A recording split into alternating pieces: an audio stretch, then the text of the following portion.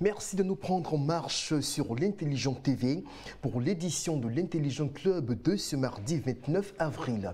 3 actualités figurent au menu de ce numéro. Examen blanc, qu'est-ce qui s'est passé hier dans les écoles de Côte d'Ivoire? Situation sociopolitique en Côte d'Ivoire, les religieux peuvent-ils faire quelque chose? Enfin, le PDCI RDA dans la rue à partir du 2 mai 2025. Si que peut-il se passer? On marque une courte pause et on revient pour le décryptage avec nos chroniqueurs.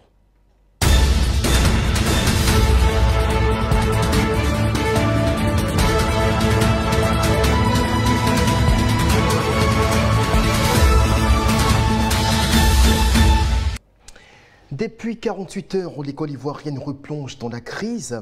Les examens blancs prévus hier au lundi 28 avril et ce mardi 29 avril ont été perturbés par endroits sur le territoire national. Soro Djabiga, comment expliquer justement cette situation qui vient nous rappeler les heures sombres de ce début du mois d'avril avec la grève des enseignants? Merci Adji. J'aimerais faire noter que l'interruption brutale des examens blancs régionaux sur toute l'étendue du territoire national, notamment à Bloloquin, où j'ai quand même observé avec beaucoup d'attention, traduit un nouveau tournant dans la crise qui secoue le système éducatif. Cette décision qui a été prise par l'intersyndicale de l'enseignement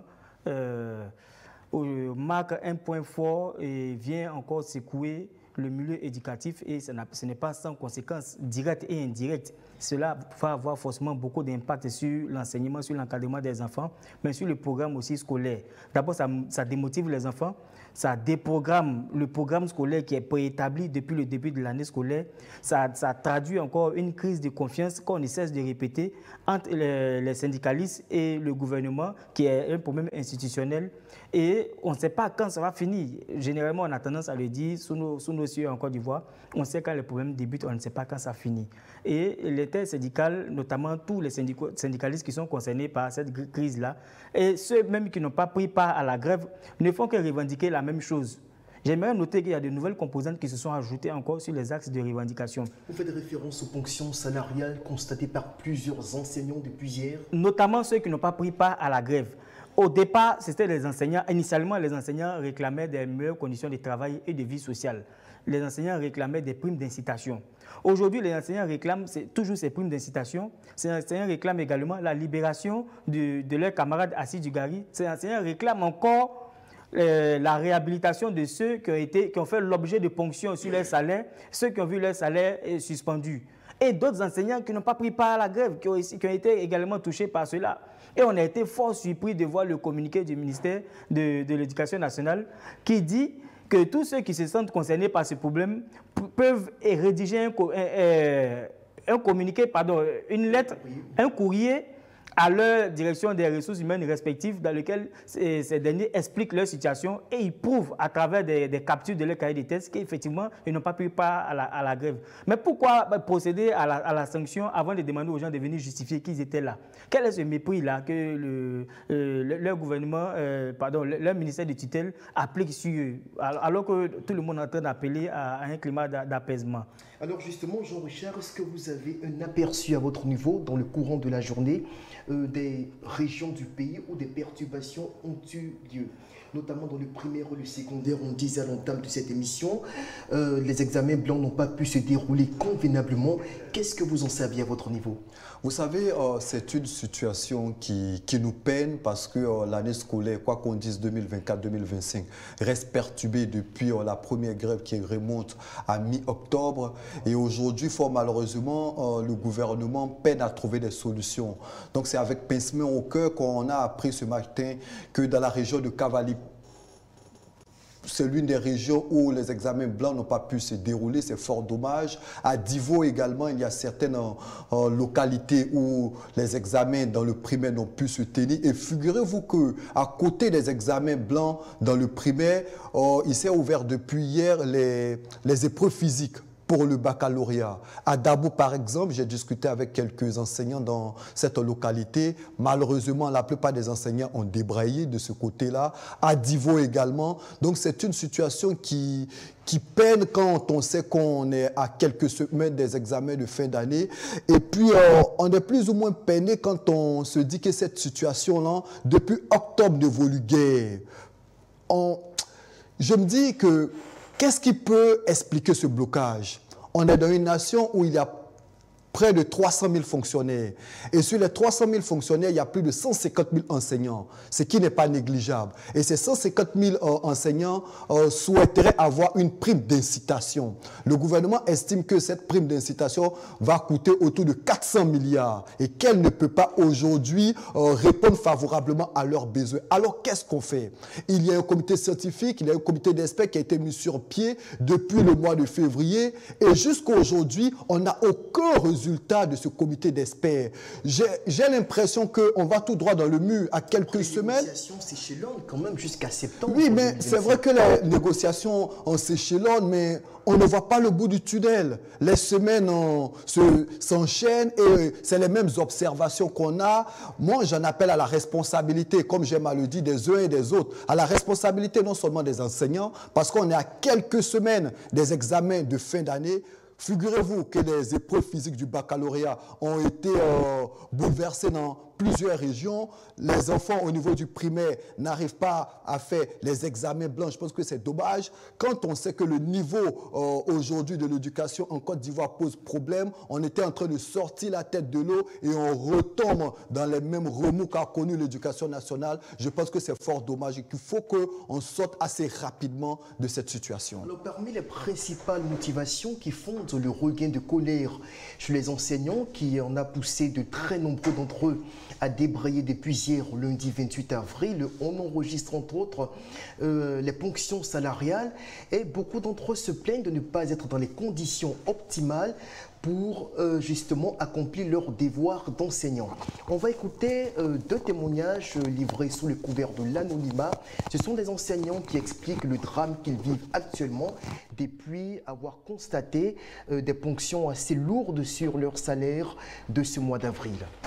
Je suis enseignant du préscolaire du primaire dans la région du Cap-Vert, précisément dans le département de Guiglo. Et nous avons constaté avec amertume que ce mois d'avril, les salaires de la majorité des enseignants ont subi des fonctions de manière extravagante, de manière exagérée, sans aucun critère, parce que les fonctions vont de 85 000 jusqu'à 200, voire 250 000 francs au niveau du secondaire. Alors, les enseignants voyant cette situation, les salaires fonctionnés, certains suspendus, ont décidé de se manifester tout en boycottant les examens blancs au niveau du secondaire qui s'est fait hier, le 28 avril. Aujourd'hui, les examens blancs au niveau du primaire ont été aussi boycottés parce que les enseignants estiment que leur salaire a subi une fonction démesurée. Alors, nous tenons à demander au gouvernement de faire face à cette réalité, de faire face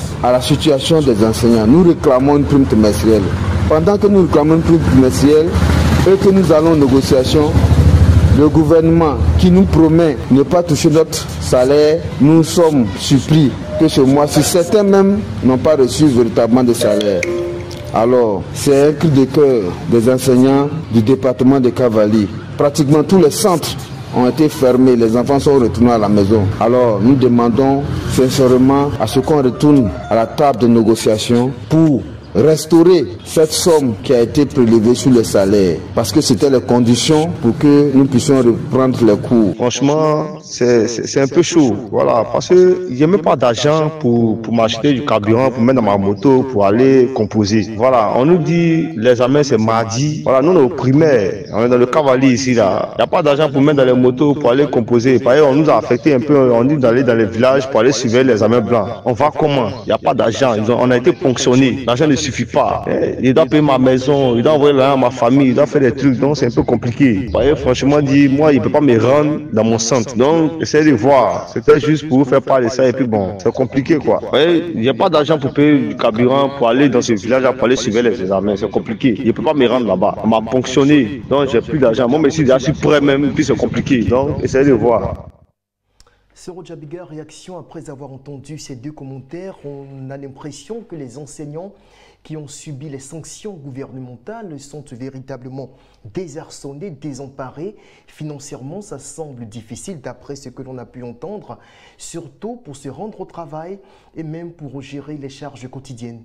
Moi, je suis peiné après avoir écouté le témoignage. Des gens qui manifestaient déjà, qui manifestaient leur mécontentement, qui ont fait la grève, qui ont paralysé le système éducatif pendant près d'une semaine parce qu'ils revendiquaient des conditions de vie un peu aisées, parce qu'ils revendiquaient des aménagements pour pouvoir vivre décemment de leur travail. Ces enseignants revendiquaient la prime d'incitation, je l'ai dit tout à l'heure. On part ponctionner de l'argent, on part faire des ponctions sur les salaires. D'autres même se retrouvent avec 190 000 francs ponctionnés. Hier, il y a eu un enseignant au téléphone qui m'a dit qu'on lui a coupé 190 000 francs sur son salaire. Alors, quelqu'un qui n'arrive pas à vivre décemment de son salaire et qu'on part encore ponctionner là-dessus, qu'est-ce qu'on attend comme résultat? Finalement, on s'interroge sur la sincérité du gouvernement. Est-ce que le gouvernement veut véritablement que le calendrier scolaire soit respecté et que les enfants partent à l'école dans de bonnes conditions? Parce qu'avec toutes ces pauses qu'on est en train d'observer, ça déconcentre les élèves. Nous sommes à quelques semaines des examens de fin d'année. Et aujourd'hui, la solution à ces problèmes se trouve entre les mains du gouvernement. Ça ne nécessite pas grand-chose pour pouvoir, on ne demande pas grand-chose pour pouvoir revenir à la normale. Les enseignants ont demandé des aménagements pour pouvoir être à l'aise. Le gouvernement est sorti pour dire, bon, on parle d'une affaire de près de 400 milliards de francs CFA. Nous sommes tous convaincus, nous sommes tous conscients que mobiliser 400 milliards, ce n'est pas petit. Ça peut être des prêts qu'on va contracter à l'international ou au plan national, ou bien le gouvernement va établir un programme budgétaire, on ne sait pas. Mais là, on ne demande pas 400 milliards pour leur redonner leur salaire qui a été ponctionné. On ne demande pas 400 milliards pour faire libérer le camarade Assis Dugarry, pour qu'il soit content et pour qu'il reprenne les cours. Il y a une urgence. Si le système éducatif est bloqué, l'école ne fonctionne pas normalement, à l'international, ça sonne rouge. Les rentrées scolaires sont financées par l'UNESCO. Les rentrées scolaires en Côte d'Ivoire sont financées par des grandes institutions. Alors, si les choses ne vont pas bien, ça peut créer un dysfonctionnement au niveau international et ça baisse la crédibilité de la Côte d'Ivoire. Jean-Richard, vous estimez comme Sero Djabiga que la clé se trouve entre les mains du gouvernement ivoirien?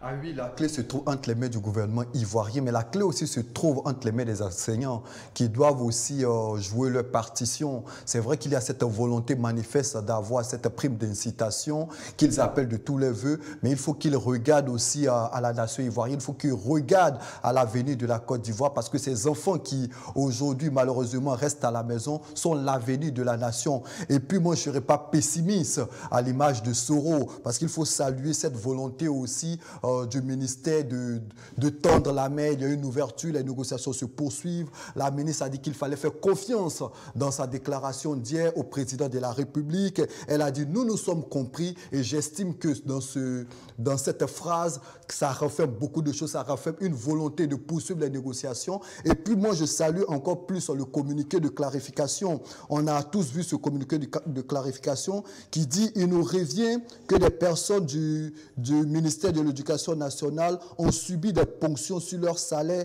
du mois d'avril 2025 alors qu'ils n'auraient pas participé à la grève du 3 au 9 avril.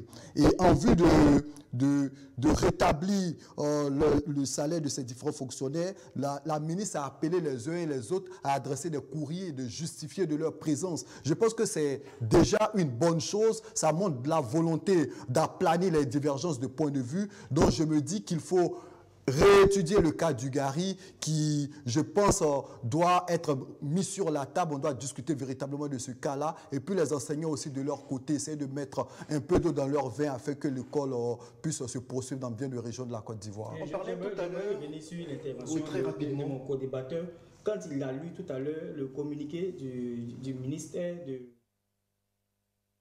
qui dit que tous ceux qui ont été concernés par les ponctions doivent adresser des courriers dans lesquels ils expliquent, ils justifient qu'ils n'ont pas pris part à la grève. Dans un contexte où tout le monde aspire à l'apaisement, tout le monde aspire que les enfants reprennent le chemin de l'école et que les enseignants se retrouvent dans les salles de classe pour dispenser des cours. C'est à ce moment-là que vous venez ponctionner sur les salaires des gens et ça crée d'autres incidents. Est-ce qu'on avait besoin de ça?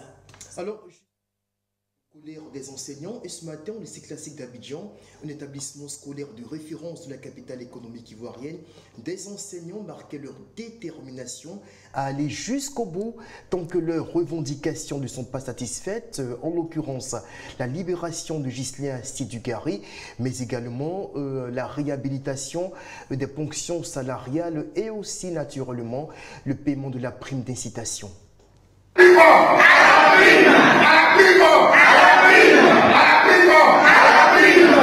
Chers collègues du lycée classique d'Abidjan, nous vous saluons pour votre présence en ces lieux. Aujourd'hui, mardi 29 avril 2025, nous marquons notre soutien à notre camarade syndicaliste, à notre collègue, frère, ami, Assis Ghislain, alias Sidugari, qui a été enlevé injustement, sa famille traumatisée, qui a été incarcéré dans des conditions difficiles, qui a été jugé de façon lapidaire, de façon opaque et ténébreuse. Pourquoi il a été fait cela? Pourquoi il a subi telle injustice? Parce qu'il a voulu revendiquer la prime, parce qu'il s'est battu pour notre bien-être, parce qu'il a voulu que l'enseignant soit un homme digne, un homme qui a sa place dans la société. Sidugari est aujourd'hui en prison, écroué comme un voleur, comme un malfrat, éloigné de sa famille, éloigné de ses enfants, c'est pour la cause commune. C'est pour que l'enseignant en Côte d'Ivoire soit digne et fier, pour ne pas qu'il rase les murs. Sidugari en prison, c'est à cause de nous, c'est à cause de toi, c'est à cause des enseignants, c'est à cause des inspecteurs d'orientation, c'est à cause des professeurs de lycée, de collèges, c'est à cause des éducateurs, c'est à cause des étudiants. C'est pourquoi, en ce jour... Jean-Richard, quand vous entendez de telles déclarations qui sont empreintes de colère, quel est votre sentiment en tant qu'Ivoirien, ensuite parent d'élèves? Je me dis que les enseignants ont véritablement besoin de cette prime d'incitation. Comme j'aime à le dire, sur les 300 000 fonctionnaires que compte la Côte d'Ivoire, il y a plus de 150 000 enseignants. Et sous quelle base certains fonctionnaires bénéficieraient-ils de primes?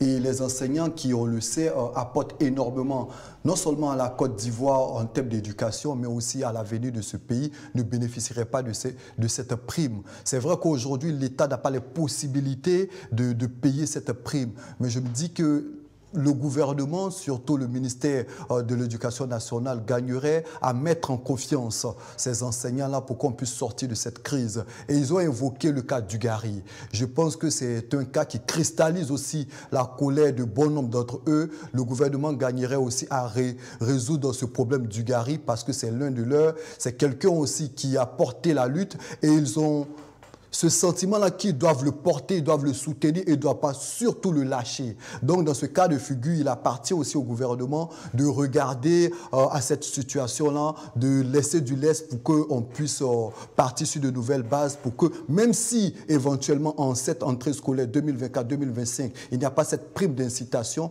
mais que la promesse puisse être faite pour que 2025-2026, les enseignants puissent bénéficier de cette prime. Sera le cas Ghislain Sidugari qui reste visiblement l'épine dorsale qui cristallise la colère de ces enseignants? Je pense que le cas Assis Sidugari traduit un échec du gouvernement dans le processus de sortie des crises dans ce milieu éducatif-là. On n'aurait pas dû arriver là, comme je l'ai dit depuis le départ. Au début des revendications, il n'y avait pas un Assis Sidugari qui était emprisonné. Ça n'existait pas. C'était objectif, c'était des enseignants qui revendiquaient des conditions. Aujourd'hui, il y a d'autres axes de revendications qui se sont ajoutés sur les revendications initiales. C'est dit qu'on a régressé, on n'a pas évolué. C'est dommage.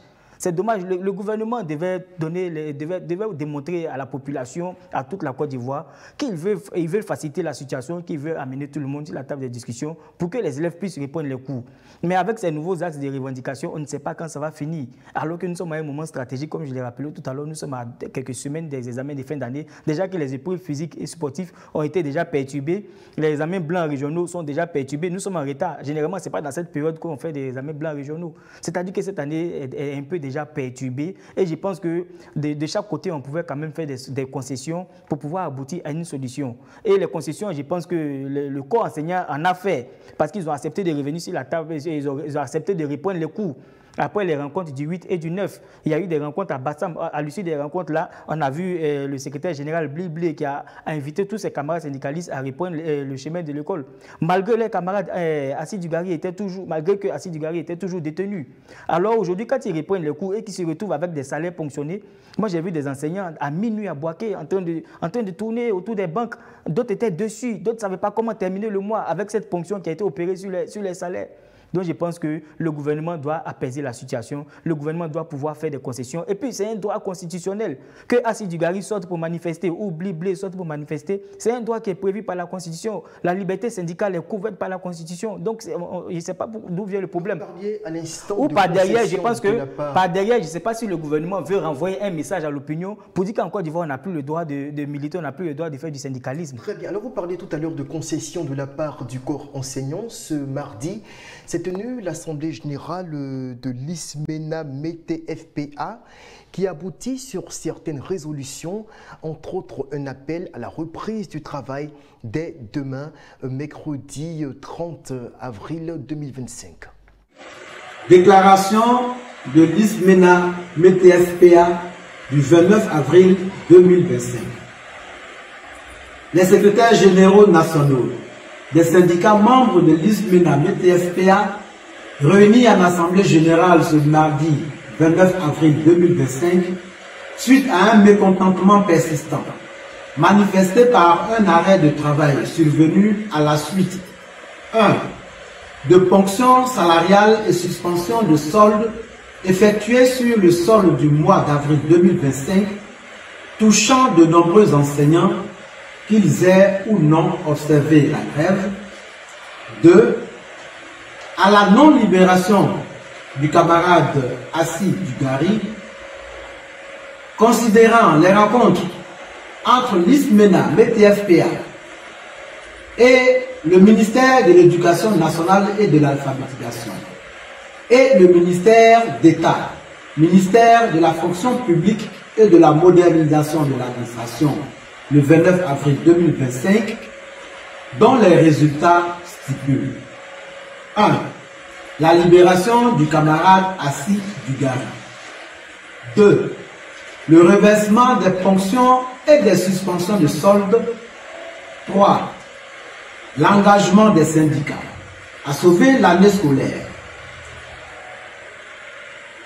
Vu les conclusions de l'Assemblée générale des secrétaires généraux nationaux du 24 avril 2025, ayant prévu une assemblée générale le 6 mai 2025, l'ISMENA METE-FPA partage la peine de chaque enseignante et enseignant dans cette douloureuse épreuve sur le chemin de la prime.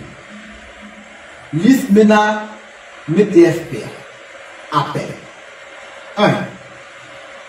À l'arrêt de toutes les mesures de répression en cours. 2. L'ISMENA METE-FPA invite toutes ces directions locales à prendre toutes les dispositions à l'effet de suspendre tous les mouvements en cours. 3. L'ISMENA METE-FPA invite à la reprise du travail sur toute l'étendue du territoire national dès ce mercredi 30 avril 2025 à 7 h. 4. L'ISMENA METE-FPA invite les enseignantes et les enseignants au respect du calendrier qui sera proposé par le MENA et le METE-FPA pour le rattrapage des heures de travail perdues afin d'assurer le droit à l'éducation de nos apprenants. 5.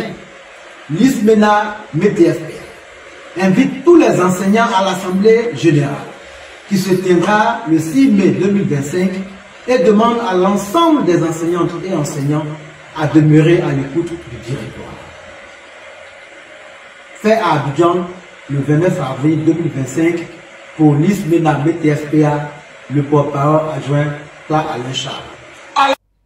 Jean-Richard, on vient d'écouter les propositions de l'ISMENA METE-FPA qui appelle donc à la reprise des cours dès demain sur toute l'étendue du territoire ivoirien.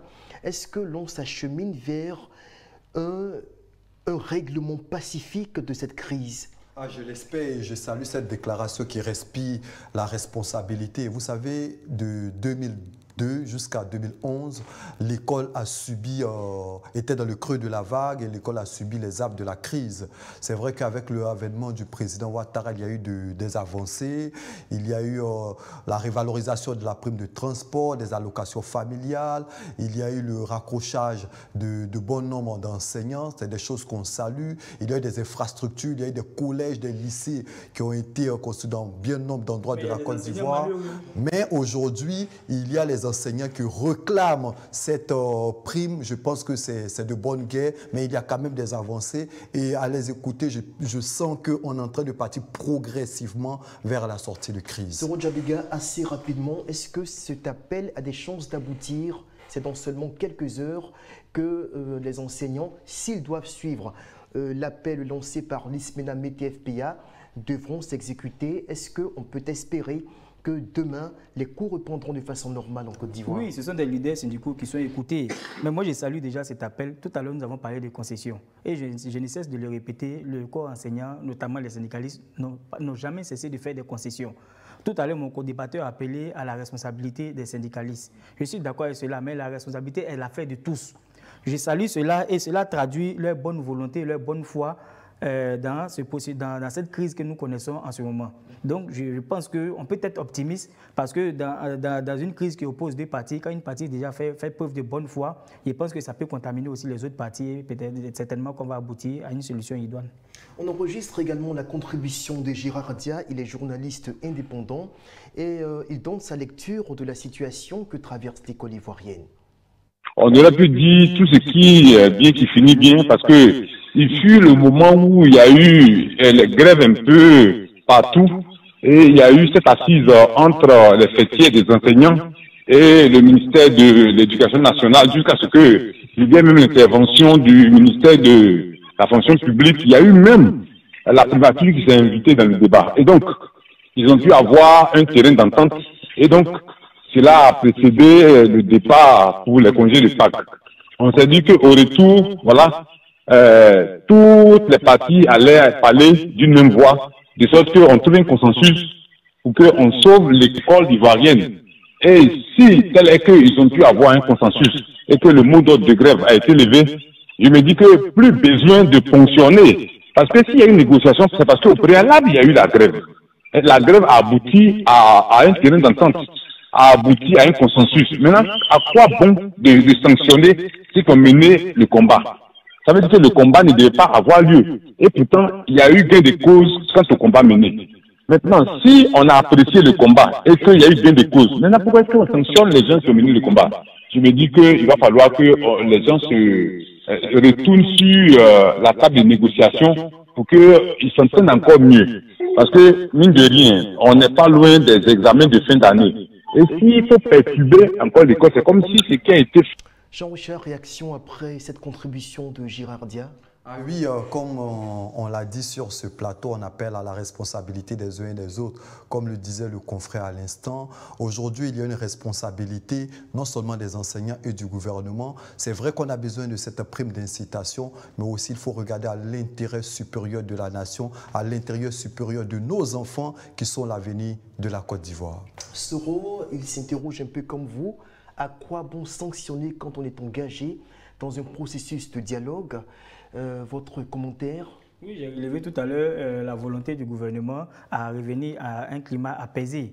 Et avec ce communiqué que nous venons de voir, je pense que toute la responsabilité de cette sortie de crise a été jetée entre les mains du gouvernement. Quand on s'attend à ce que les syndicalistes intensifient le mot d'ordre de grève, intensifient la situation sur le terrain, et contrairement à tout ce qu'on peut penser, ils reviennent au soir pour venir dire, bon, revenez dans les salles de classe, revenez donner cours à nos enfants. Je pense que tout le monde regarde maintenant au gouvernement, on regarde leur bonne volonté, on espère que cette fois-ci, des engagements vont être respectés pour que les salaires soient restaurés et que Assis Dugari soit libéré des prisons.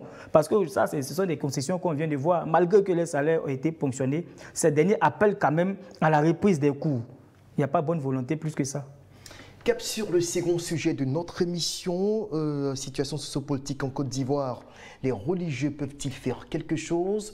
Jean-Richard, je me tourne tout de suite vers vous. Quelle est, selon vous, la contribution que peuvent apporter les religieux de par leur casquette d'hommes de foi et aussi l'influence qu'ils exercent sur des multitudes? On a en Côte d'Ivoire des grandes religions, chrétiennes comme musulmanes. Chacune de ces confessions-là draine des millions d'Ivoiriens. Vous, selon vous, quel peut être l'apport de ces religieux-là dans la décrispation du climat sociopolitique dans notre pays? Moi, je pense que les religieux ont une responsabilité et une grande responsabilité. Vous avez évoqué la Côte d'Ivoire comme étant une grande nation de foi et d'après le recensement d'ailleurs de 2021, l'islam serait représenté à près de 42%. Quand on parle de christianisme, c'est plus de 40% de la population et puis il y a autour de 19% de sans religion. C'est-à-dire que la Côte d'Ivoire, ou d'animisme, c'est-à-dire que la Côte d'Ivoire est un pays ancré dans la religion et que nos guides religieux ont une responsabilité. Non seulement ils sont des garants de la paix sociale, mais aussi ils constituent le ciment social de la nation. À cet égard-là, je pense qu'ils ont une responsabilité. Non seulement ils doivent appeler les uns et les autres à édulcorer leurs propos, ils doivent interpeller non seulement nos leaders politiques quant au dérapage par moment qu'on observe. Je pense que leur responsabilité est grande. Et d'ailleurs, je me rappelle que lors des échanges de vues avec le président le 14 janvier dernier, il y a le forum des confessions religieuses et leur voix était portée par le cardinal Ignace Dobo-Bessi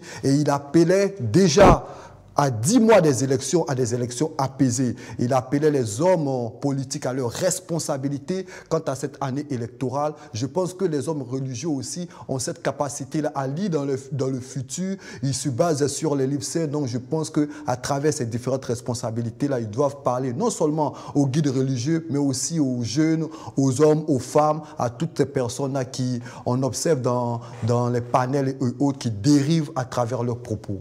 Soro Djabiga, les religieux qui ont certes cette capacité à rassembler, à conduire des multitudes, mais dans le fond, est-ce que leur voix est audible? Est-ce qu'au-delà des prêches, ils peuvent influer sur les positions des acteurs politiques? Merci, vous avez employé le thème au-delà des prêches. Effectivement, au-delà des prêches, les leaders religieux ont un rôle prépondérant, un rôle très important dans le processus d'apaisement de la situation politique que nous vivons actuellement. Je l'ai dit sur ce plateau, les leaders religieux ont un rôle de vigie morale. Pourquoi je l'ai dit? Vous savez, la Côte d'Ivoire fait près de 30 millions d'habitants.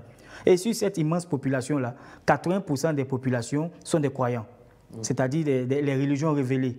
Alors, ces croyants sont entretenus au quotidien par les leaders religieux. Au moins, dans chaque mosquée ou dans chaque église, ce sont des centaines de personnes qui visitent tous les jours, qui viennent prier le matin ou le soir ou le lendemain, je ne sais pas. Mais chaque jour, ces leaders religieux, ces guides religieux reçoivent, il y a de l'affluence, reçoivent des croyants qui se confient à eux et qui les écoutent aussi, qui écoutent leurs messages qu'ils prêchent, les messages qu'ils véhiculent. Sur toute l'étendue du territoire national, les religieux sont représentés. Ils écoutent tout le monde partout. Ils savent ce qui se passe parce qu'ils sont régulièrement au contact des populations. Et quand les leaders religieux viennent tirer la sonnette d'alarme pour dire « attention, ça ne va pas, attention, faites ceci », je pense que les politiciens, tous les acteurs politiques de la Côte d'Ivoire devaient prendre cela au bon et faire attention à tous les actes qu'on pose pour éviter de tomber dans le piège qui avait été déjà annoncé. Aujourd'hui, je vais en venir, nous allons en parler tout à l'heure, le PDC est en train d'annoncer une marche. Le PPAC demande à ses militants de rester en ordre de bataille. Du côté du RAGP, même s'il ne s'est pas prononcé, nous voyons des militants et des sympathisants sur les réseaux sociaux. Le président des jeunes du RAGP qui estime que très bientôt, voilà. Si l'opposition sort, ils les rencontreront dans la rue. Qui se prépare aussi. Et ça, les leaders religieux l'avaient déjà dit, mais ça a été mal interprété dans certaines chapelles politiques. D'autres les accusaient d'être des partisans. Donc je vais dire que les leaders religieux ont un très grand rôle à jouer sur la scène politique. Ils peuvent sensibiliser, ils peuvent conscientiser, ils peuvent également prier, parce que c'est des personnes qui ont été ointes par le Saint-Esprit. Donc effectivement, ces leaders-là ont un rôle à jouer dans la prière et dans la sensibilisation. Très bien. Alors on va écouter les interventions de deux leaders religieux, l'imam Ibrahim Koné de la mosquée d'Abobo Sojefia et le pasteur Kankwame Edmond, qui est pasteur et également consultant. Tous les deux se prononcent sur la contribution que peuvent apporter les religieux dans le sens de la décrispation du climat sociopolitique dans notre pays. En tout cas, tout ce qui se passe maintenant se passe dans la grâce et la miséricorde de Dieu. que le cœur soit complètement réunifié et que l'élection qui arrive le 25 octobre se passe dans la grâce, la miséricorde et la paix de Dieu lui-même. Les régions ont déjà fait des choses dans ce pays. Je citerai entre-temps, en 1993, lorsque le président Fouboyen rendait l'âme, nous avons intervenu entre les acteurs pour que tout se passe bien. En 1999, lors du coup d'État militaire, nous avons intervenu aussi. En 2000, lors de l'élaboration de la Constitution de la Côte d'Ivoire, les religions ont participé dans toutes les commissions de travail. Évidemment, nous avons conseillé le où, mais finalement, ceux qui étaient au pouvoir en ce moment ont décidé de tenir le et qui a occasionné ce que nous avons. Donc, en 2002, lorsqu'il y a eu la crise militaire politique, nous avons encore parcouru tout le pays pour rencontrer tous les acteurs afin qu'ils se retrouvent pour discuter. Et les différents accords qui ont eu lieu marquent aussi jusqu'à Ouaga 1 et 2, on participer à tous ces accords de manière discrète pour donner des conseils aux acteurs politiques. Et donc les religieux prient et continuent de prier pour la paix. Parce que lorsque le poisson demande que l'eau ne sèche pas, ce n'est pas pour l'eau qu'il prie. En ce sens que une nation, il y a des garants. Une nation n'est pas juste la terre ivoire, non. Il y a un volet spirituel. Et quand nous regardons très bien la Guyanaise, ceux qui l'ont conçu, les pères fondateurs de cette nation, ont bien voulu associer Dieu à la terre ivoire. Si vous lisez bien la Guyanaise, vous allez voir, il est écrit salut aux terres d'espérance, pays de l'hospitalité. Or, c'est la Bible qui enseigne de pratiquer l'hospitalité. Et si vous regardez la Côte d'Ivoire, vous verrez bien que c'est le seul pays au monde qui a le plus fort taux d'étrangers. Et ça, c'est indiscutable. Maintenant, parlant du débat politique, nous voyons qu'il y a vraiment un problème. Chaque fois que les élections approchent, chaque 5 ans, c'est comme si c'était une malédiction où la nation doit se plonger dans une spirale de violence. Et à mon humble avis, je pense objectivement que Dieu doit s'inviter dans le débat. Maintenant, comment Dieu peut s'inviter dans le débat si ceux qui sont les garants de la chose spirituelle s'y intéressent de loin? C'est en ce sens-là que moi, en tant que consultant, je voudrais quand même donner mon avis. Parce que je pense bien que tous ceux que vous voyez aujourd'hui, qu'ils soient se disant profanes ou bien autres, ils fréquentent un lieu de culte. Dieu doit s'y inviter dans le débat pour reprendre les termes employés par le pasteur Kwame Kan Edmond. Mais Dieu peut-il s'y immiscer sans être accusé de parti pris? Ah oui, vous savez, dans l'histoire politique de la Côte d'Ivoire, dans l'histoire sociale, bon nombre de pasteurs se sont fourvoyés par moments. On a vu leur implication par moments critiquée ou controversée pendant la crise post-électorale, même pendant des périodes assez chaudes de la Côte d'Ivoire. Et aujourd'hui, je pense qu'ils ont une responsabilité vis-à-vis du peuple ivoirien à être à équidistant des partis. Et moi, je me dis qu'aujourd'hui, ils doivent être dans une position d'interpellation et dans leur message, dans leur exhortation, dans leur prédication, ils doivent inviter le peuple à changer sa manière de parler. Mais au-delà des messages et des prédications, ils ont aussi une responsabilité. Parce que je me dis qu'en tant que pasteur, en tant que leader ecclésiastique, ils peuvent se permettre de s'inviter chez les leaders politiques. Vous conviendrez avec moi que la Fédération des Églises évangéliques peut se permettre d'aller voir le président de la République et parler au président de la République. Le COSIM peut également le faire. Je pense qu'ils ont cette responsabilité aujourd'hui où il y a une sorte de tension dans le pays, où on parle pour ne plus s'entendre. Je pense que leur responsabilité est grande et je pense qu'on est dans une période assez propice pour que ce soit la FECI, l'église méthodiste, que ce soit l'église catholique, ils ont une responsabilité. Il faut rappeler que c'est la Fédération évangélique de Côte d'Ivoire, effectivement, et les catholiques. Tous les religieux ont une responsabilité parce qu'aujourd'hui, où le discours politique devient de plus en plus virulent, où on attend des propos qui dérangent, ils ont une responsabilité d'interpellation. Soro Djabiga, est-ce qu'au sein même des religieux, on a une convergence de vues qui puisse se démarquer des enjeux politiques du moment? Par exemple, quand on parle d'application de l'article 48, je prends un exemple tout banal, entre imams, même au sein d'une congrégation, d'une association d'imams par exemple ou de pasteurs, est-ce qu'entre eux, ils ont la même position pour dire peut-être au chef de l'État ou à l'opposition, voici ce que nous préconisons, sans que cela ne soit interprété comme un parti pris flagrant? Oui, effectivement, cette action-là traduit une intervention directe dans la politique. Et ce n'est pas du ressort, ce n'est pas le rôle des religieux. Mais finalement, quel est le rôle? S'ils ne peuvent pas se prononcer directement sur des sujets qui touchent à la vie de la nation et qu'ils doivent juste se contenter de lancer des appels à la paix. Oui, les leaders ont beaucoup d'influence sur leurs fidèles. Vous savez, quand on parle de sensibilisation, on parle de prière, on parle d'appel des leaders politiques, des guides religieux, disons, il y a deux cibles. Il y a d'abord les acteurs politiques. Et est-ce que, la question qui se pose, est-ce que ces leaders religieux-là ont une influence sur les acteurs politiques? Est-ce qu'ils sont écoutés par les acteurs politiques? Parce que ce n'est pas des messages qui manquent, ce n'est pas des interpellations qui manquent. Régulièrement, on voit des leaders religieux, des guides religieux qui prennent la parole pour interpeller. Ils interpellent, et quand ils prennent la parole le lendemain, c'est la presse qui est inondée. Chacun y va de sa chapelle politique pour critiquer ou pour soutenir.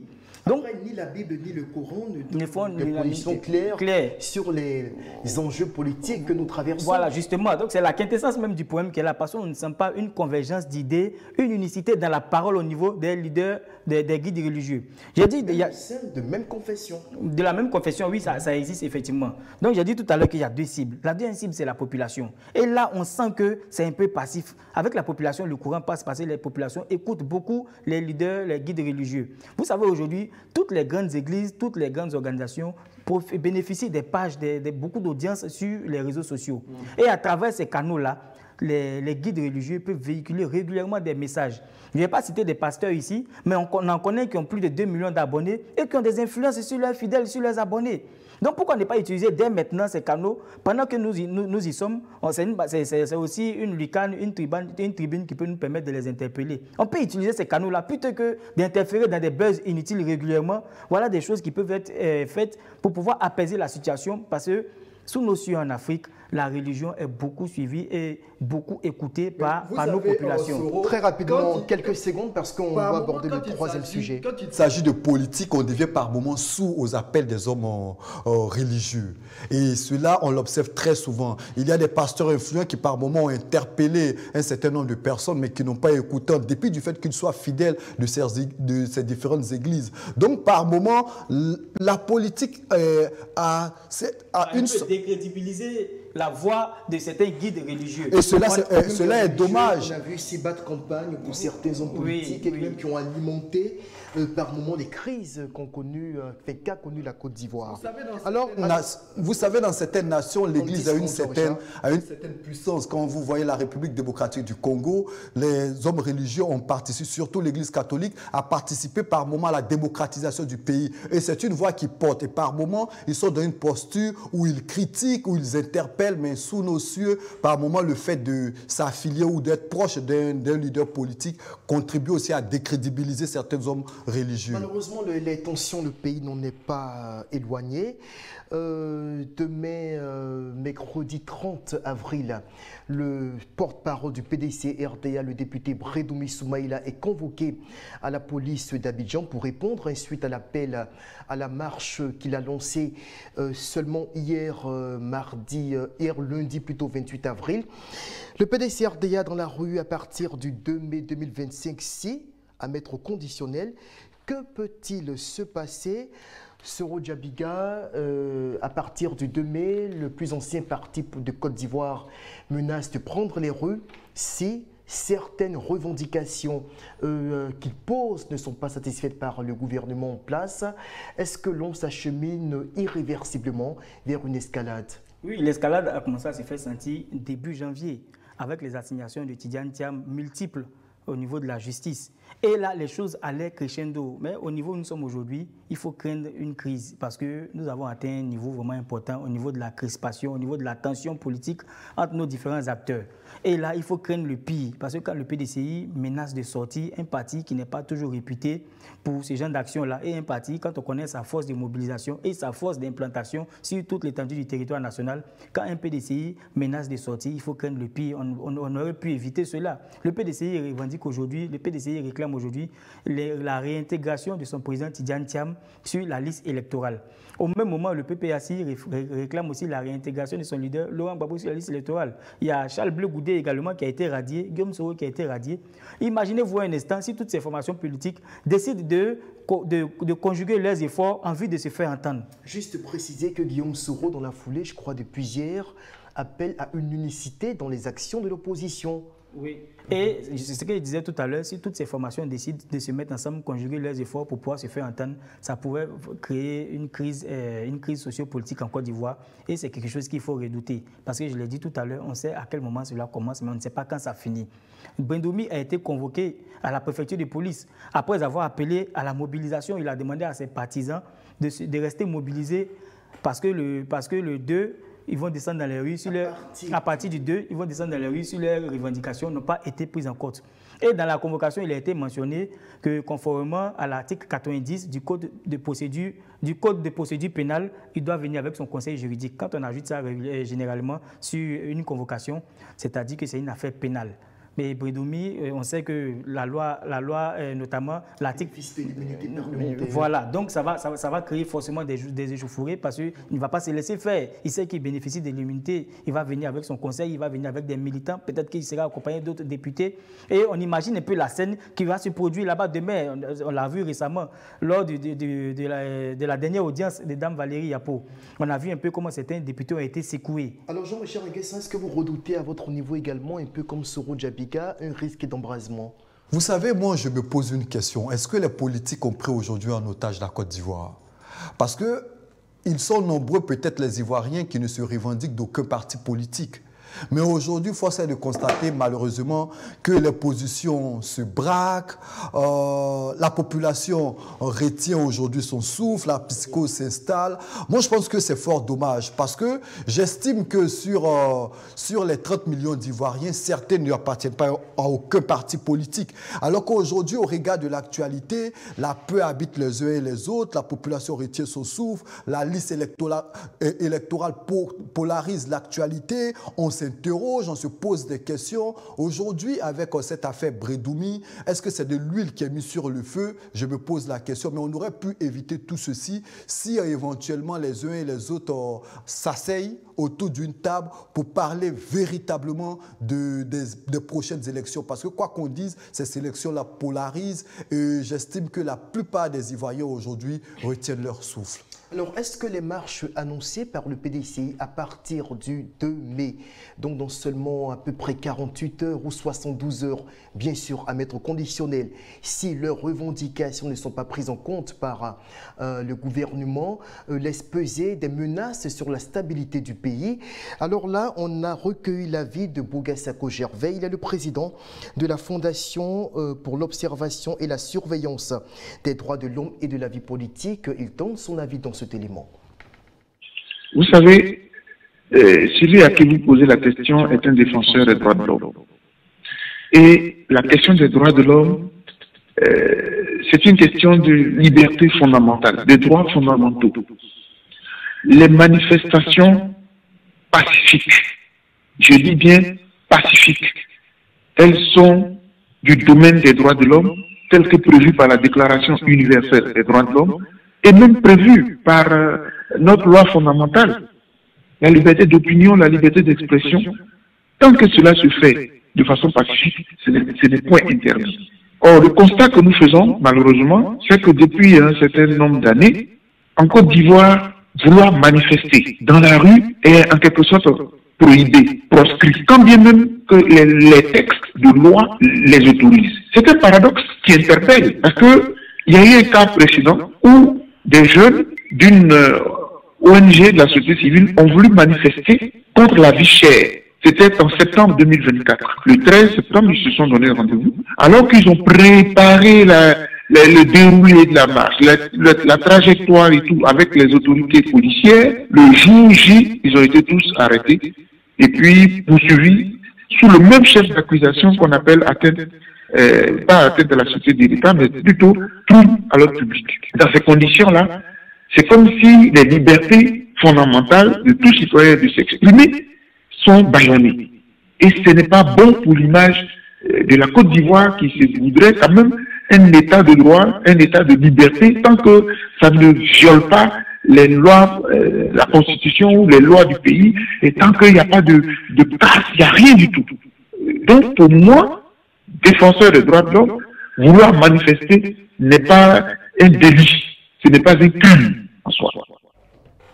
Soro Djabiga, les militants du PDC et RDA qui visiblement se préparent à déferler demain à la police pour soutenir le député Soumaïla Bredoumi, porte-parole de leur parti, qui fait l'objet d'une convocation pour répondre de l'appel qu'il a lancé hier lundi 28 avril à propos des marches que son parti projette pour protester contre la mesure de radiation de Tidjane Cham de la liste électorale. Est-ce que cela ne contribue pas, justement, cette mobilisation-là, à accentuer les craintes quant à une déflagration de la situation? Oui, mais la situation même elle est déjà un peu délétère quand on voit ce qu'on subit depuis un moment. Et ce qui va arriver demain, c'est fort probable qu'on assiste à des arrestations demain. Quand on regarde la colère au sein du PDCI, vous avez vu la scène de celui qui a pris le micro pour proposer une autre éventualité. Vous avez vu comment les membres du PDCI ont traité leurs propres camarades du parti. Je pense qu'ils ne seront pas tendres demain avec les gens qui vont croiser à la préfecture de police. Et on peut éviter cela, on a encore le temps d'éviter cela. Et peut-être qu'au cours de cette nuit, on va annoncer l'annulation ou le report de cette convocation. Jean-Richard Nguessan, les militants du PDC qui se mobilisent demain pour aller soutenir ce cadre de leur parti. Qu'est-ce que cela vous inspire, notamment en termes de crainte sur d'éventuels débordements? Moi, j'observe tout simplement qu'il y a une dynamique au niveau du PDC RDA, quoi qu'on dise, depuis les procédures judiciaires qui se sont enchaînées à l'encontre du président Tidjane Cham. Vous savez, le parti est passé par bien de périodes assez délicates et aujourd'hui, le parti veut montrer sa force, sa puissance. J'espère que cette plainte-là sera retirée pour le bonheur de tous les Ivoiriens parce que, quoi qu'on dise aujourd'hui, la crise au niveau des politiques s'enlise, on ne se parle plus, on parle, on ne se coûte pas et c'est bien dommage pour les Ivoiriens. Alors, qu'en pense le docteur Boga Sako Gervais, président de la FIDOP? Il nous partage également son avis sur la convocation de Bredoumi Soumaïla. On va l'écouter. Je dirais que oui. C'est-à-dire que dans un certain moment, j'ai peut-être envie de comprendre la démarche des autorités policières. Bon, mais je m'interroge parce que aussitôt annoncé, aussitôt on convoque. La manière même de convoquer interpelle et ça laisse présager d'une certaine défiance que les partis politiques qui veulent manifester auraient déjà entrepris vis-à-vis de l'autorité. Or, à la vérité, il n'en est rien. Que veux-je dire par là? Si les gens veulent manifester, ils ont exprimé le besoin de manifester, peut-être qu'ils ont lancé un mot d'ordre, peut-être qu'ils ont donné un calendrier, etc. Mais les autorités ont le droit de les approcher ou bien de les convoquer dans le but d'avoir une séance de travail. Or, tel que nous voyons, tel que clairement écrit, sous forme de convocation, ça laisse déjà présager. C'est ce qui fait un peu... Et tout ça, c'est pas bon dans le contexte dans lequel nous vivons. Le contexte ne s'y prête pas et ça ne rassure pas. Des gens veulent manifester et le porte-parole est convoqué. C'est comme s'il y avait déjà un bras de fer. Comment le citoyen perçoit cela? Comment la population perçoit cela? C'est ce qui est inquiétant. En résumé, ce n'est pas la volonté de manifester qui est inquiétante. C'est la convocation maintenant qui inquiète, qui laisse donc entrevoir là une sorte de bras de fer. Oh, il ne devrait même pas y en avoir. Je veux dire, tout citoyen qui veut manifester, si la manifestation est assortie de casse, de violence, mais on interpelle les organisateurs qui doivent répondre. Le parti politique est là, peut interpeller son président ou bien le responsable de l'organisation de la marche. Mais interpeller le porte-parole parce qu'il a transmis un message, il n'est que porte-parole. Vous voyez un peu, il n'est que porte-parole. Donc, vous voyez un peu, c'est tout ça qui ne rassure pas. C'est pour cela que nous, en tant que société civile, nous demandons aux autorités de mettre bas la terre et au pas. Justement, c'est un avis d'expert que nous venons d'entendre, Boga Sako Gervais, étant, je le rappelle, lui-même juriste. Soro Djabiga, votre lecture de ces propos, on va aller très rapidement. Dr Bouga Sako a terminé en disant qu'il appelle les autorités de la Côte d'Ivoire à mettre balle à terre. Il pense que ça doit être l'option, la seule et l'unique option de tous les acteurs politiques et du gouvernement. Il faut mettre balle à terre. Les revendications du PDCI sont légitimes. Son leader a été radié de la liste électorale. Le PDCI a appelé à la réintégration de son leader sur la liste électorale. Il n'y a pas eu de réponse. Le PDCI sort pour dire, bon, si vous ne mettez pas mon leader sur la liste électorale, moi je vais sortir pour manifester, pour vous dire que je ne suis pas content. On convoque celui qui a fait cette déclaration. Moi je pense que c'est un recul démocratique. Jean-Richard Nguessan, votre conclusion? Moi je pense que face à tout ce que le PDCI subit depuis quelques années, il faut apaiser la situation. Je pense que le timing est mal choisi. Vous savez que le PDCI estime que le parti estime qu'il vit qu'il est acculé, les procédures judiciaires s'enchaînent. Les militants estiment qu'il y a de la déstabilisation.